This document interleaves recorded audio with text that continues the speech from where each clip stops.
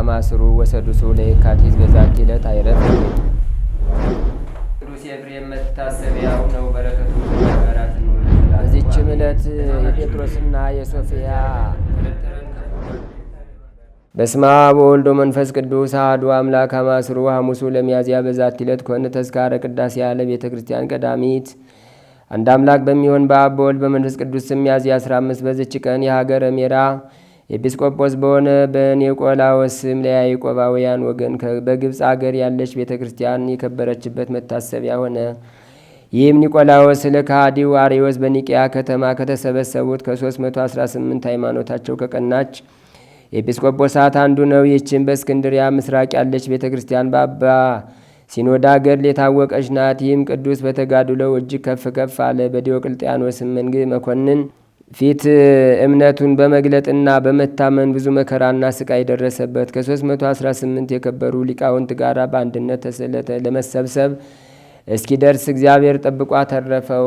የዚህም አባት ተአምራቶቹ የበዙና በአራቱ ማዕዘን የተገለጡ ናቸው። በሰላም በፍቅርም አረፈ። በረከቱ ከእኛ ጋር ለዘላለሙ ትኑር አሜን። ሰላም ለቤተ ክርስቲያን ለኒቆላዎስ በስሙ ያዕቆባውያን በግብፅ በቀደስዋ ቀዲሙ በዛቲ ዕለት ከመመምህራን ተርጎሙ ነጸሩ ስነ ብርሃና በአምልኮ ጣዖት ዘጸልሙ ወጥዩ ባቲ በጌጋይ ዘሃሙ። በዚችም ዕለት ከ72ቱ አርድእት የአንዱ ሐዋርያ ቅዱስ አጋቦስ መታሰቢያው ነው።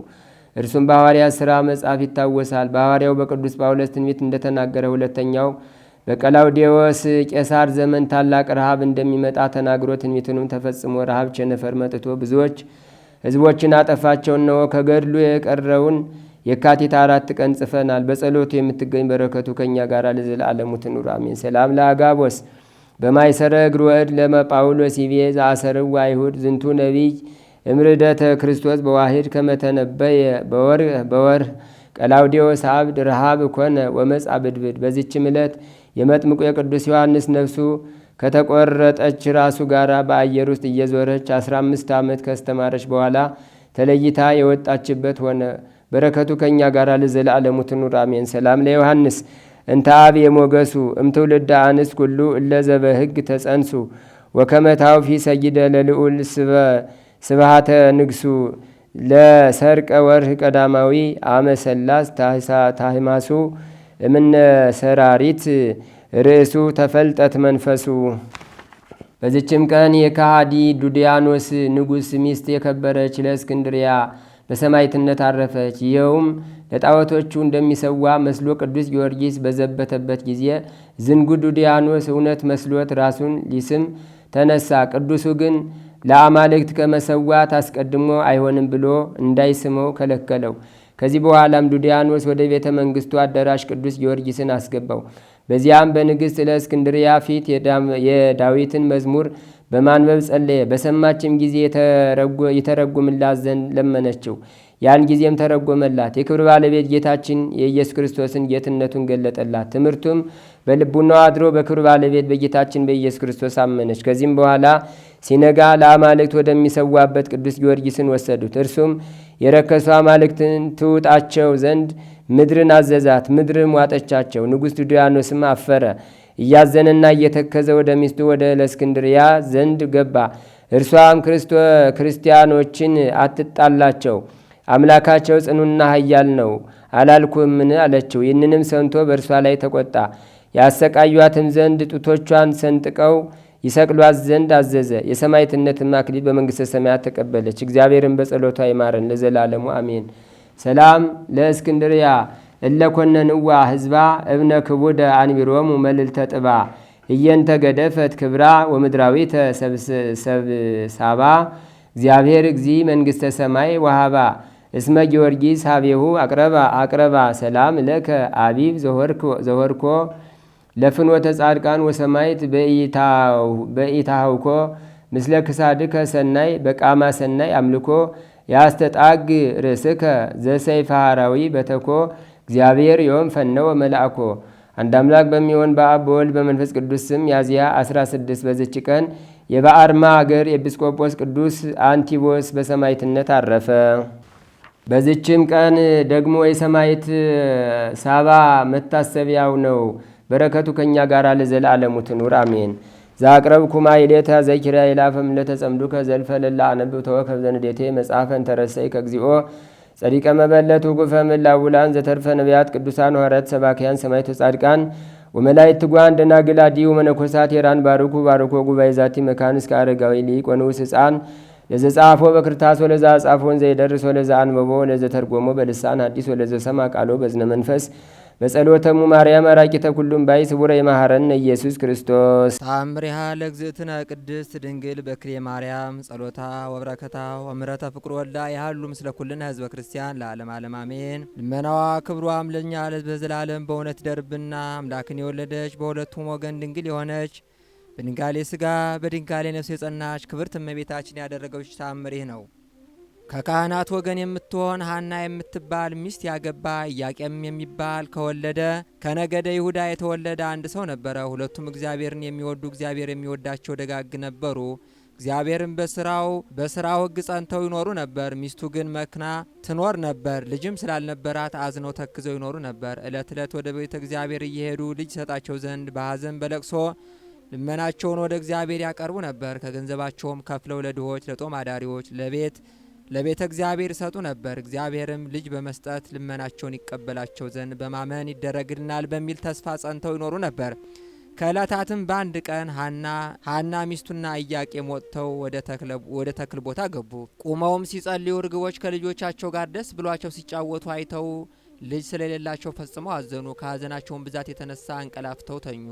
ሐናም ተኝታ ሳለች በባሏ በኢያቄም እጅ በትር እንደተያዘ ያችም በትር አብባ አፍርታ አየች። ሁለተኛም እርሱ በሐና እቅፍ ከፍሬ ሁሉ የሚበላው የሌለ የሚጣፍጥ መልካም ፍሬ ተይዞ አየ። ከእንቅልፋቸውም በነቁ ጊዜ ደስ አላቸው። በምኝታቸውም ስላዩት ነገር እርስ በርሳቸው ተነጋገሩ፣ እግዚአብሔርንም አመሰገኑ። ከዚህም በኋላ ፈቃድ እግዚአብሔር ይሁን ብለው ወደ ቤታቸው ገቡ። ከዚያም በኋላ ሐና ጸነሰች።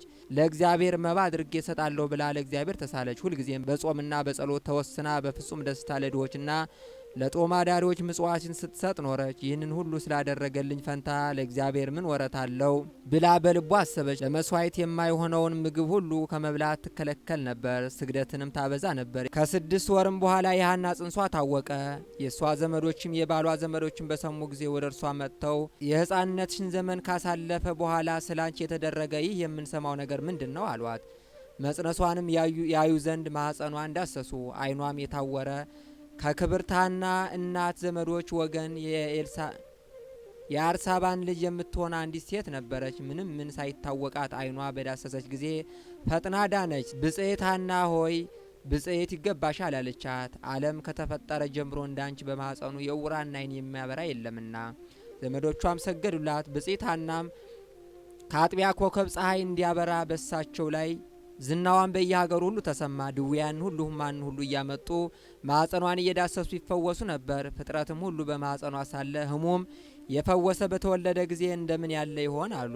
የእስራኤልም ልጆች በሰሙ ጊዜ ተሰብስበው ስለዚህ ነገር ምን እንላለን? እነሆ ኢያቄምና ሐና የእስራኤልን መንግሥት አጠፋ። ሐና ጸንሳ ሳለች በማኅፀኗ ታድራለች፣ በእኛ ላይም ትነግስ አይደለምን አሉ። ከሳቸውም አንዱ ይህ ያስደንቃችኋልን? ሙሴ እንደ ጻፈው በድንጋይ ወግረን እንገላታለን ኑ አላቸው። መንፈቀ ሌሊትም በሆነ ጊዜ ስሙ ገብርኤል የሚባል መልአክ ከሰማይ ወርዶ በዘመድ የከበራችሁ ኢያቄምና ሐና ሆይ ተነሱ አላቸው። ሊባኖስ ወደሚባል ተራራም ወሰዳቸው። እኛም ከአሩ የሰይጣን ወጥመድ ታድነና መፍራት መወደድንም የተመላሽ ስሟ ማርያም የምትባል በዚያ ተወለደች። ወደ ጥንት ነገራችን እንመለስና የጽንሷም ወራት በተፈጸመ ጊዜ በግንቦት 1 ቀን ከፀሐይ የምታበራ ሴት ልጅም ወለደች። የመልኳም ደም ግባት ከማርና ከሶከር ይልቅ ደስ ያሰኛል፣ የመዓዛዋም ሽታ ከሁሉ ይበልጣል። ጎረቤቶቿን በሰሙ ጊዜ ፈጽሞ ደስ አላቸውና ተሰብስበው ወደ እርሷ መጡ። ወደ እርሷም መጥተው ልጇን ባዩ ጊዜ ፈጽመው አደነቁ። እርስ በርሳቸውም እንደዚች ያለች ብላቴና ከቶ አይተን አናውቅም ተባባሉ። ጸጋ እግዚአብሔርን በእርሷ አድሯልና የእግዚአብሔር ብርሃን በሰውነቷ ሁሉ ተመልቷልና።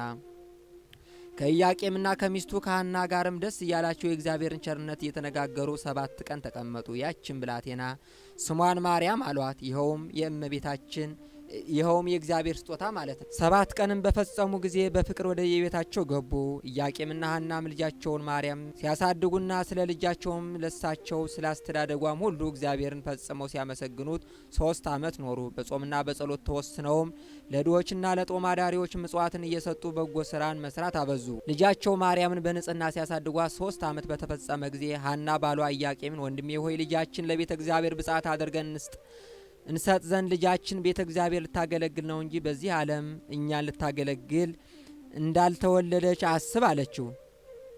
እንዳልተሳልን አስብ አለችው። ኢያቄምም ይህንን ሁሉ ከሚስቱ ጋር በሰማ ጊዜ ፈጽሞ ደስ አለው። ለመንገድ የሚሆነውም ስንቅና ለቤተ እግዚአብሔር የሚሆነውን መባም ሁሉ አዘጋጁ። ቤተሰቦቿና ባልንጀሮቿም ዘመዶቻቸውም ሁሉ ጠሩ። ልጃቸውንም ይዘው ሄዱና ወደ ቤተ መቅደስ አስገቧት። ካህናት በቤተ መቅደስም ያሉ በሰሙ ጊዜ እነርሱን ለመቀበል ወጥተው መንፈሳዊ ሰላምታ ሰጧቸው። ኢያቄምና ሐና ልጃቸው ማርያምን አመሰገኗት። በአንብሮተ እጅም ፈጽመው ባረኳት። እግዚአብሔር ሐዘናቸውን በእውነት ተቀብሏልና ቸር በምትሆን በዚች ልጅም ደስ አሰኝቷቸዋልና አሏቸው። እመቤታችንም ለእግዚአብሔር ለእናትነት የተመረጥሽ ንዑድ ክብርት ሆይ ፍቅር ይገባሻል አሏት። ታቅፈውም ይዘው በታኅሳስ 3 ቀን በእግዚአብሔር ፍቅር ወደ ቤተ መቅደስ አስገቧት። ልመናዋ ክብሯ ለዘላለም በእውነት ይደርብን።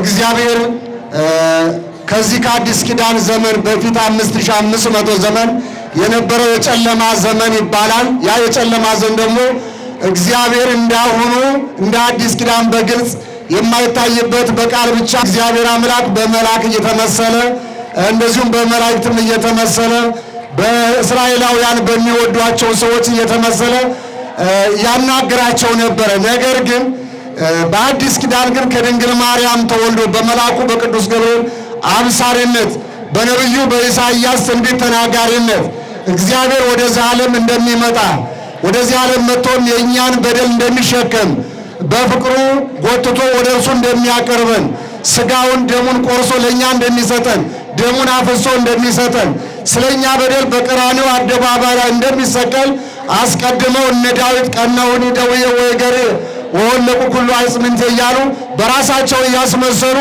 የክርስቶስን መጥቶ በዚህ ዓለም ላይ መሞት ምን እንደሚመስል ከ600 ዘመን በፊት ክርስቶስ ከመምጣቱ ከ600 ዘመን በፊት የነበረው ነቢይ እንዲህ ይናገር ነበር። እነ ኢሳይያስም ድንግል ትጸንሳለች፣ ወንድ ልጅ ትወልዳለች፣ ስሙንም አማኑኤል ትለዋለች እያሉ አስቀድመው ትንቢት ተናግረው ነበረ። ያንን ትንቢት መልአኩ ቅዱስ ገብርኤል ደግሞ ወደ አንዲት ድንግል ተልኮ ሲመጣ ደስ ይበልሽ እግዚአብሔር ካንቺ ጋር ነው የሚባለም ትወልጃለሽ ብሎ ስሙንም ጭምር በመንገድ የነገራት ይሄ መልአክ ነው። ክብር ምስጋና ይግባው። ስለዚህ እግዚአብሔር ልጆች የሰው ልጆች ሁሉ ድነት የሆነበት የዲያብሎስ ባሪያዎች የነበርንበት በግራ አጋንንት እንጠቀጠቅበት የነበረ ዲያብሎስ እንደፈለገው ይገዛል የነበረ ሰዎች ነን። ነገር ግን ክርስቶስ ነፃ አውጥቶናል ከዲያብሎስ ቁራኛነት፣ ከጨለማ ወደ ብርሃን፣ ከአሳር ወደ ክብር፣ ከሞት ወደ ክብር፣ ከጨለማ ወደ ብርሃን ያወጣን አምላካችን እግዚአብሔር ክብር ምስጋና ይግባው። ክብር ምስጋና ይግባው። እግዚአብሔርን ያየንባት ድንግል ማርያም፣ እግዚአብሔርን የተመለከትንባት ድንግል ማርያም፣ መስታወታችን ጉድፋችንን ኃጢአታችንን ያየንባት ድንግል ማርያም በእሷ ላይ አድሮ ክርስቶስ ባይመጣ ኑሮ ዓለም እስካሁን ድረስ ጨለማ ስር ኖር ነበር። ሲኦልም በመንግሥተ ሰማያትና ገነት የሚባሉትም ተዘግተው ይኖሩ ነበር። ስለዚህ በእሱ ደም የተከፈቱ ስለሆነ አምላካችን እግዚአብሔር ከእኛ ጋር ነውና ስለወደደን፣ እየጠላ ነው ስለወደደን፣ እየተውነው ስላልተወን፣ እየሸሸው ስለተጠጋን፣ ስንጠላው የወደደን ያፈቀረን በምድር ላይ ቢኖር እግዚአብሔር ብቻ ነው። ክብር ምስጋና ይግባውና ማንም አይደለም። ብዙዎቻችን እዚህ ልብስ ለብሰን ስንቆም ከራሴ ጀምሮ ንጹዎች አይደለም። ብዙ ጊዜ በድለነዋል፣ ብዙ ጊዜ ክደነዋል፣ ብዙ ጊዜ አጥፍተነዋል። ወደ እግዚአብሔር ቤት መጥተን ጊዜና ሰዓት ወስዶብን አልሳካልን ቢል ጠንቋይ ቤት ሄደናል። እግዚአብሔርን ወግተነዋል፣ በሰው ቀይረነዋል፣ በቀን ቀይረነዋል፣ በሚበላ ቀይረነዋል፣ በሚለበስ ቀይረነዋል፣ በብዙ ነገር ለውጠነዋል። ነገር ግን ስንቶ ያልተውን ይመለሳሉ ብሎ ጊዜ ሰጥቶ እስከ በደላችን ተሸክሞ እዚህ አድርሶ ንስሐ እንድንገባ የፈቀደ የሠራዊት ጌታ እግዚአብሔር ክብር ምስጋና ይግባው። ሰው ቢሆን ኑሮ ትላንትና አሳደኸኛል፣ በድለኸኛል፣ አስቀይመኸኛል፣ ቀምተህኛል፣ ዘርፈህኛል፣ ዋሽተህኛል፣ ብዙ ነገር አድርገህኛል ብሎ የበደልነውን እየዘረዘረ ፊታችን ላይ ሊያሸማቅቀን ይሞክር ነበረ። እግዚአብሔር ግን እንዲህ አድርጋችሁኛል አላለም። ክብር ምስጋና ይግባውና ምንም አላደረግም። የእግዚአብሔር ልጆች በድለን ክፉ ነገር ቦታ ላይ ቆመን ሰው በማያየን ቦታ ላይ ኃጢአት ሰርተን ከእግዚአብሔር ተሰውረን ጨለማ ለብሰን ፎቁን በሩን ዘግተን ብዙ ነገር ያደረግነው እግዚአብሔር ነገር ግን አጋልጦ ከበደ እንዲህ አድርጎኛል፣ ወለተ ማርያም እንዲህ አድርጋኛለች፣ ወልደ ማርያም እንዲህ አድርጎኛል፣ እኔ አላበላውም አላጠጣውም፣ እንደ ሰውም ቁሞ እንዲሄድ አላደርገውም። እጃችን የማን ነው? እግዚአብሔር ነው። እግራችን የማን ነው? እግዚአብሔር ነው። ዓይናችን የማን ነው? እግዚአብሔር ነው። እኛ በሰውነታችን ላይ አንዳች ቅንጣት ያበጀነው የሰራነው የጨመርነው ያስተካከልነው አንዳች ነገር የለም። እሱ እግዚአብሔር የሰራን ነው። ኢሳይያስም ለዚህም ነው እኛ ሸክላዎች ነን አንተ ስራን። ስለዚህ ሰሪያችን ማን ነው? እግዚአብሔር ነው። እግዚአብሔር ደግሞ በሚሰራው ስራ ላይ ስልጣን አለው። የማፍረስ ስልጣን አለው። የመጠገን ስልጣን አለው። የመደምሰስ የመግደል ስልጣን አለው። ይሄ ሁሉ ሆኖ እየበደልነው ግን እንደ እግዚአብሔር ያለ ማንም የለም ማለት ዘማሪው ኢሳይያስም እንዲህ አለ፣ ኤርምያስም እንደዚሁ አለ። እንደ እግዚአብሔር ያለ ማንም የለም። ክብር ምስጋና ይግባውና ማንም የለም የቻለን ሰዎች ቢሆኑ ውጣልኝ ከቤቴ ይበቃኛል ይላሉ። ወላጆቻችን ሲበዛባቸው በቃ አሳድጌያለሁ 18 ዓመት ሞልቷል፣ እንግዲህ በኋላ አንተ መሸከም አልችልም ውጣልኝ አርለ ይሉት። ግን እስከ ኮተት እስከ ሽበት እስከ ሽምግልና የተሸከመን ግን እግዚአብሔር ክብር ምስጋና ይግባው። አቅተኛል፣ ደክሞኛል፣ እኔ ስላንተ ከእንግዲህ በኋላ አልሸከምም፣ አላበላህም፣ አላጠጣህም፣ ጤናውንም አልሰጥም፣ ከእንግዲህ በኋላ ጥያለሁ አይለንም እግዚአብሔር። ክብር ምስጋና ይግባው። ስለዚህ እግዚአብሔር ልጆች በእውነቱ በእያንዳንዷ ቀን፣ በእያንዳንዷ ሰዓት፣ በእያንዳንዷ ጊዜ፣ በእያንዳንዷ ደቂቃ ውስጥ እግዚአብሔር ያልጎበኘው ሰው ማን አለ? ማን አለ? እስኪ እግዚአብሔር የጎበኛቸው እጃችሁን አውጡ። እግዚአብሔር ጎብኝቶኛል የምትሉ አጨብጭቡ። እኔም ደግሞ ረስቶኛል የምትሉ እስኪ ሳትደብቁ ረስቶኛል የምትሉ የለም አልረሳችሁም። ክብር ምስጋና ይግባው። ለሁላችሁ እግዚአብሔርን አመስግኑ። የረሳው ፍጥረት አለ እግዚአብሔር እንዴ? ሰው ግን እግዚአብሔርን ረስቷል። አልረሳንም? ገንዘብ አስረስቶናል፣ ጊዜ አስረስቶናል፣ ዘረኝነት አስረስቶናል። ምን ያላስረሳን ነገር አለ ከእግዚአብሔር? ይችን አንድ ሰዓት እንኳን መተን አክብረን ለመሄድ እንኳን ግማሹ ወገቤን ይላል፣ ጀርባዬን ይላል፣ ግማሹ መድኃኒት ይቋረጥብኛል፣ ረፍዶብኛል ይላል፣ እምወስደው መድኃኒት አለ ይላል። መድኃኒቱ እንዳመጣን መድኃኒት ፍለጋ እንሄዳለን። ከእግዚአብሔር መድኃኒትነት ይልቅ ሰዎች ያዘዙልን መድኃኒት ትልቅ ቦታ እንሰጠዋለን። መድኃኒታችን ግን ማን ነው? እግዚአብሔር። አመስግኑት፣ አመስግኑት። ዛሬ እዚህ ቦታ ላይ እንድንቆም የፈቀደልን ማን ነው? ማን ነው የፈቀደልን? እግዚአብሔር። እግዚአብሔር ባይፈቅድ መቆም እንችላለን? አንችልም። አስባችሁታል? ሰማዕቱ ቅዱስ ጊዮርጊስ 7 ዓመት ሙሉ ያለማቋረጥ ከአሕዛብ ነገሥታት ጋር ሲታገል በየቀኑ የሚያደርጉትን ነገር ታውቃላችሁ፣ ትሰማላችሁ፣ ሰምታችሁማል፣ ተምራችሁማል። ገድሉም ያላችሁ ታነቡት ይሆናል። በየቀኑ በየሰዓቱ ስለ እግዚአብሔር ይሞታል፣ ይድናል። ስለ እግዚአብሔር ብዙ ስቃይ ይቀበላል። ገና ወጣት ነው፣ የ20 ዓመት ወጣት ነው። ልብስ ለብሶ አጊጦ ትዳር ይዞ እንደ ጓደኞቹ አደባባይ ላይ መታየት የሚፈልግበት ጊዜ ነበር። ነገር ግን እኔ የእግዚአብሔር ሙሽራ ነኝ ብሎ ስለ እምነቱ ቀንቶ ስልጣን እንስጥ ቢባል ሹመት ቢለገስለት ቤተ መንግሥት ግባ ቢባል ይህንን ሁሉ የናቀ ነው። ክብር ምስጋና ይግባውና እኔ አንዳንዶቹ በሃይማኖታቸው ጥንካሬ በጃም እጅግ ደስ ይሉኛል፣ ያስደንቁኛል። እና አርሴማን ስንመለከት ንጉሡ ጠርቶ የኔ ባለቤት ሁኚ፣ በዓለም ላይ ከኔ በታች ግዢ፣ ላግባሽ ሲላት እኔ የእግዚአብሔር ሙሽራ ነኝ። የማን ሙሽራ ነኝ? የማን ሙሽራ ነኝ? ግብዣ ቀርቦለት ቤተ መንግስት ውስጥ ግባ የኔ ሚስት ሁኚ ተብላ የተጋበዘች ሴት አይ እኔ ያልሆንም የእግዚአብሔር ሙሽራ ነኝ ባል ጧፍ ይዞ ቢፈለግ ይገኛል? አሁን ግን ይገኛል ወይ? እንኳን ተጠርተን አስተያይተን ነው የምንገባው። ለምነን ነው የምንገባው። እምነታችሁን ካዱ ብንባል እንክዳለን።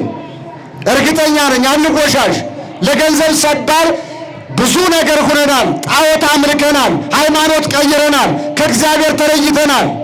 ግን ብዙ ሰዎች ደግሞ አባቶቻችን ደግሞ ስናያቸው ታሪካቸውን ወደ ኋላ ተመልሰን ቤተ ክርስቲያን ሰንዳ ባስቀመጠችው መጻሕፍቶቻቸው ስንመለከት ሰማዕታቱን፣ ጻድቃኑን ምን ያህል ከነገሥታት ቤት የወጡ ከስልጣን ቤት የወጡ ገንዘብ እንዳፈር የሚታፈስበት ወርቅ እንደፈለገ የሚለበስበት ቤት ነው የወጡት እያንዳንዳቸው ታሪካቸው ስንመለከት። ነገር ግን የዚህ ዓለም ባለጸግነት፣ ሀብት፣ ንብረት ምንም ሳይገዛቸው እግዚአብሔርን ብቻ መርጠዋል። ክብር ምስጋና ይግባውና እነ ዱዲያኖስ እኮ ጊዮርጊስን እኮ የምትፈልገውን ስልጣን እንስጥህ ነው እኮ ያሉት።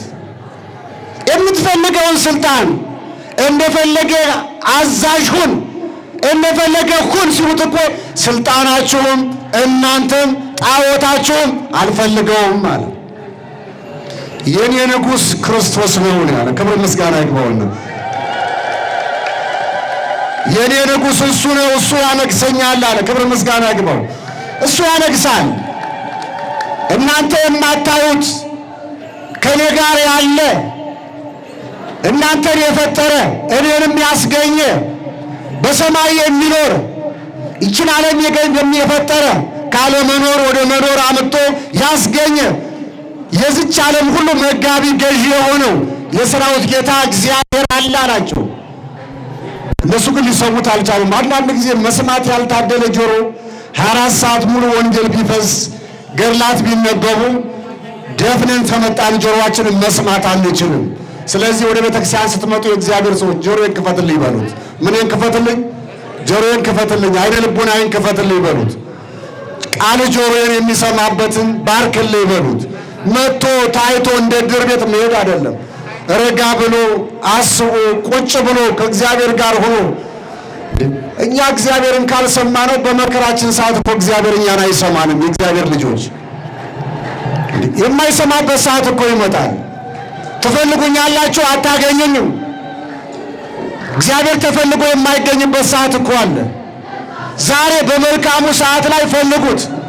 መከራ በመጣበት ሰዓት ላይ ደግሞ ስትጠሩት ይመጣል። ያለዚያ ግን ልክ ፈተና ሲደርስብን ብቻ የምንፈልገው ጎጆአችን ሲሟላ ኪሳችን ውስጥ ቦርሳችን ወፈር ስትል የሚበላው 100 ኪሎ 50 ኪሎ ጤፍ ቤት ሲገባ ልንተወው፣ በመልካም ጊዜ ልንተወው፣ ክፉ ቀን ሲመጣ ልንጠጋው። እንዲህ አይደለም ሃይማኖት። እግዚአብሔር ልጆች በበጎም በደጉም ጊዜ እግዚአብሔርን ማምለክ እንደ ዳንኤል። ስለዚህ የምናመልከው አምላካችን ከክፉ ነገር ይሰውረን። ከቅዱሳን ረድኤት በረከት ያሳትፈን። ሌሊቱን የባረከ አምላክ መዓልቱን ባርኮ ቀድሶ ሰላም ቀን ያውለን። በዓሉን የበረከት በዓል ያድርግልን። የታመሙትን ይፈውስልን፣ የተሰደዱትን ይመልስልን፣ የተራቡትን ያጽግብልን፣ የታረዙትን ያልብስልን፣ የተራቡትን ያጽግብልን። ሰላም ላጡት ሰላም፣ በረከት ላጡት በረከት ይስጥልን። በቸርነት ጠብቀን፣ ክፉን አረቅልን፣ መልካሙን አቅርብልን። አምላካችን መዓልቱን ባርከ ቀድሰ ሰላም ቀን አውለን። አቡነ ዘበሰማያት ይትቀደስ ስምከ ትምጻእ መንግሥትከ ወይኩን ፈቃድከ በከመ በሰማይ ከማሁ በምድር ሲሳየነ ዘለለ ዕለትነ ሀበነ ዮም ወኅድግ ለነ አበሳነ ወጌጋየነ ከመ ንሕነኒ ንኅድግ ለዘአበሰለነ ኢታብአነ እግዚኦ ውስተ መንሱት አላ አድኅነነ ወባልሐነ ኩሉ እኩይ እስመ ዚአከ ይእቲ መንግሥት ኃይል ወስብሐት ለዓለመ ዓለም። በሰላመ ቅዱስ ገብርኤል መልአክ በወግዝእትየ ማርያም ሰላም ለኪ ድንግል በህሊናኪ ወድንግል በሥጋኪ እመ እግዚአብሔር ጸባኦት ሰላም ለኪ ብሩክት አንቲ እምአንስቶ ወብሩክ ፍሬ ከርሥኪ ተፈሥሒ ፍሥሕት ወምልዕተ ጸጋ እግዚአብሔር ምስሌኪ ሰአሊ ወጸልይ ምህረታ በፍቅር ወልኪ ኢየሱስ ክርስቶስ ከመ ይሥራይ ለነ ኃጣውኢነ ተማኅፀነ ብኪ ኦ እግዚእ ኢየሱስ ክርስቶስ ስረይ ኃጢአቴ ወኃጢአተ ኩሉ ሕዝብ ከማይሠራ ኃጢአት እግዚአብሔር ይፍታ። ንቁ ሚዲያ ለተመልካቾቹ ከሚያደርሳቸው ዕለታዊ ሳምንታዊና ወርሃዊ ዝግጅቶች መካከል የየዕለቱን ስንክሳር ወርሃዊና ዓመታዊ የቅዱሳን ገላትና ድርሳናትን በኢትዮ ማህበር የዩቲዩብ ቻናል ያቀርባል። የየዕለቱን ስንክሳር ባሉበት ሆነው በማድመጥ እንዲሁም ወርሃዊና ዓመታዊ የቅዱሳንን ዜና ሕይወታቸውን በማድመጥ ከቅዱሳኑ በረከትና ረድኤት እንዲያገኙ ንቁ ሚዲያ የሁል ጊዜ ምኞቱ ነው።